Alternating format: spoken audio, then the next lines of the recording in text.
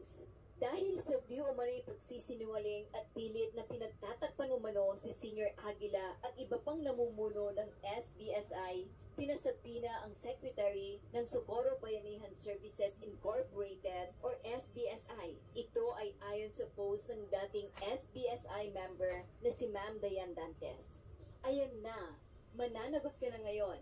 Now face the consequence. Ang caption ni Dayan Dantes. Matatandaang may isang tatay ang nagsumbong kay Senator Bato de la Rosa na di umano'y inilipat ng grupo ang bangkay ng kanyang anak sa bagong hindi rehistradong sementeryo, habang itinanggi naman ito ng SBSI Secretary na si Chinga Lea Samson at sinabing hindi sila gumawa ng bagong sementeryo. Ayon kay Senator Risa Hontiveros, ang bata ay anak ni Alice Dennis na namatay noong 2021. Dahil ayaw ni Senior Aguila na ipagamot sa lungsod, inilibing ang bata sa isang puntod pero kalaunan ay napag-alaman ni Dennis na nilipat pala dito sa puntod na ito. Wala siya noong nilipat. Ngayon niya lang ulit nasulyapan ang bangkay ng kanyang anak. Ayon kay Randolph, ang ama ng nasabing bata, kaya daw namamatay ang mga bata doon.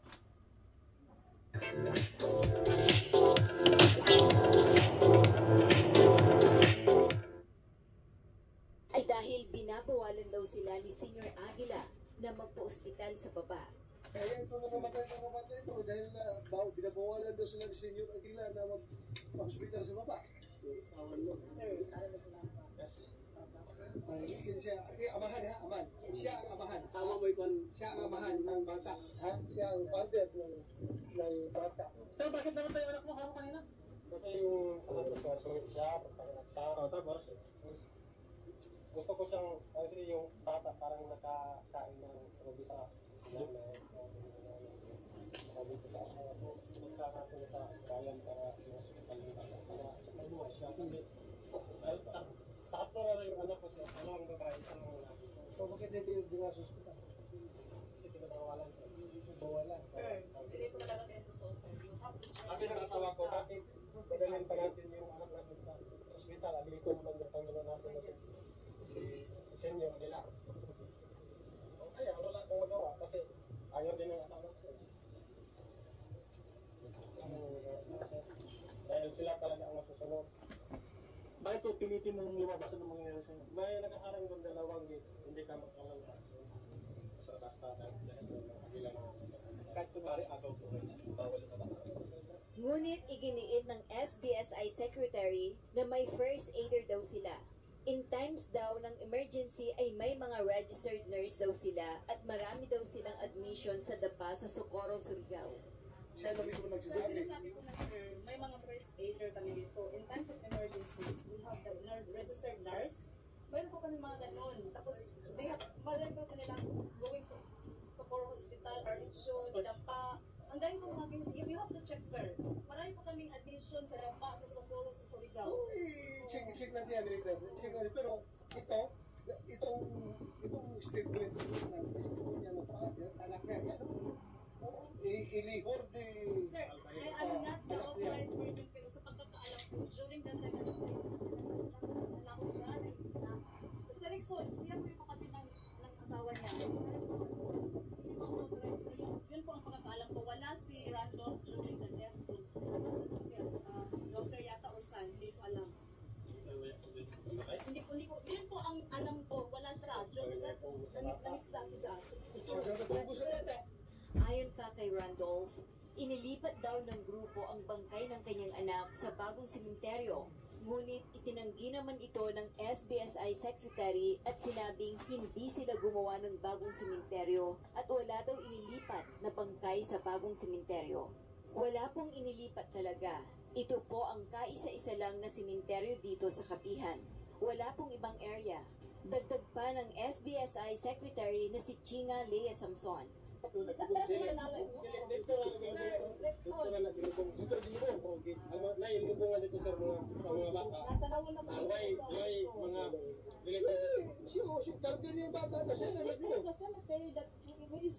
po kami ibang cemetery, sir.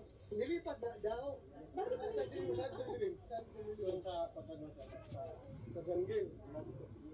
Nilipat na ito ngayon.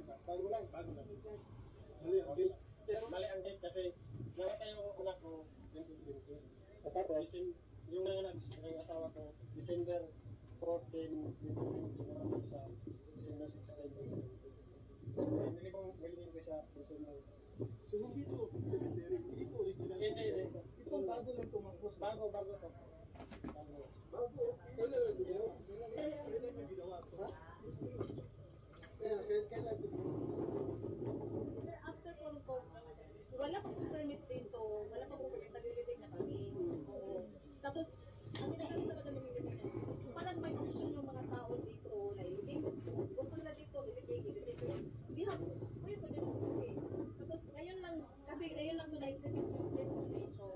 Ngayon lang nataon, dito nakalagay na siya. Nilipat yung Wala pong nalilipat, sir. Wala pong nalilipat. Sabi niya, natulog yung pamilya. Make every sandwich a work of art with new Schneider's Deli Meats. I mean, come on. How is a sneaker getting put on without me touching it? The shoes you wish you had soon. Kasi nandito na. Ito po, isa lang cemetery dito sa Bayan, wala pong ibang area. Saan nililibing yung anak mo? Pwede po lang. Yung ano, yung parang chief, ay, doon sila parang landing. Ngunit nito lamang Lunes, October 16, 2023, hinukay ang itinuturong dating sementeryo ng Kapihan na di umano ay orihinal na pinaglibingan ng anak ni Randolph na dating miyembro ng SBSI o Socorro Bayanihan Services Incorporated. Humigit kumulang 22 ng mga sanggol na hukay sa sementeryo ng SBSI. Karamihan sa mga kaso ay namamatay agad ilang araw lang matapos ipanganak. Nananawagan ang Socorro LGU na magsagawa ng malawakang evaluation ang DSWD sa mga kabataan sa komunidad ng Socorro Bayanihan Services Incorporated.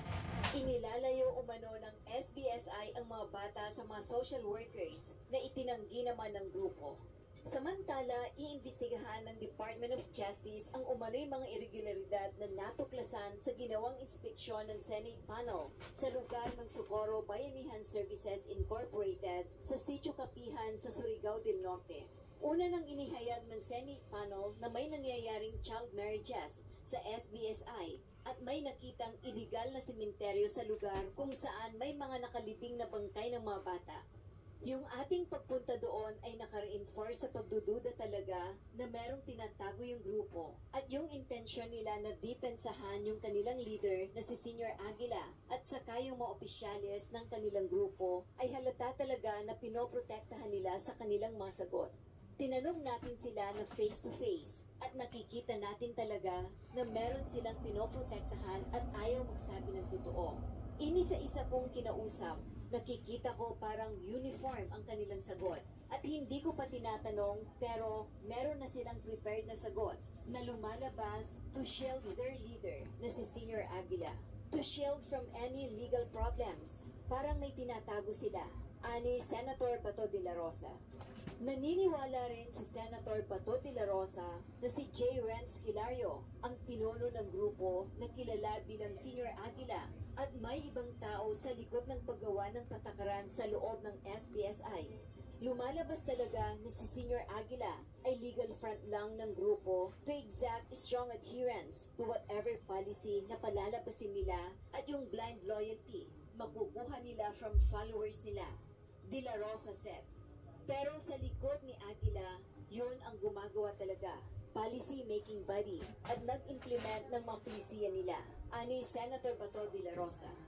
As far as sa pag-aaral, I advise you kung nasa ng pag-aaral, kung nasa ng eskwelahan, papuntahin ninyo ang mga bata. Bigyan nyo ng normal na buhay. Huwag ninyong i-isolate ang sarili ninyo dito na bawal bumaba ang mga bata. Tapos, ang mga nasa baba naman, bawal umakyat dito. Hindi nagiging normal ang buhay ninyo at ng mga bata. Kung ang magiging desisyon ng DENR ay magpatuloy kayo dito, dapat sundin ninyo ang nakalagay sa agreement at huwag kayong gumawa ng sariling gobyerno dito. You should be open to others. Ngayon, kapag sabihin ng DENR na i-revoke yung PAG-BR ninyo, sigurado hindi kayo pababayaan ng national government. Hindi kayo basta-bastang palalayasin dito na wala kayong pupuntahan. Ani Senator Bato de la Rosa.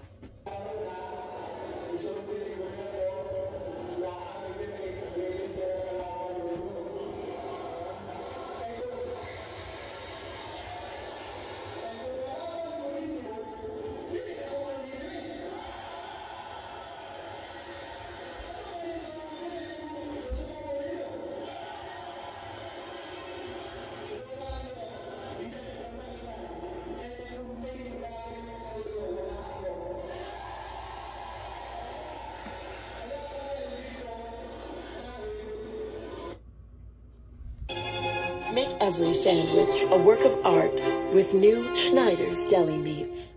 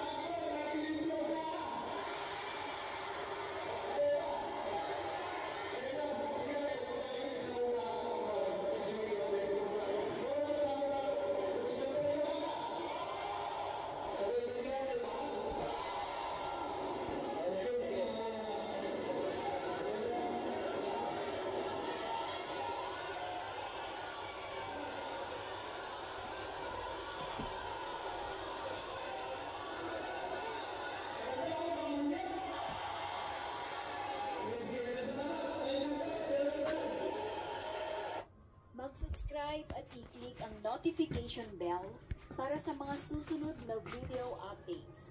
Maraming salamat po.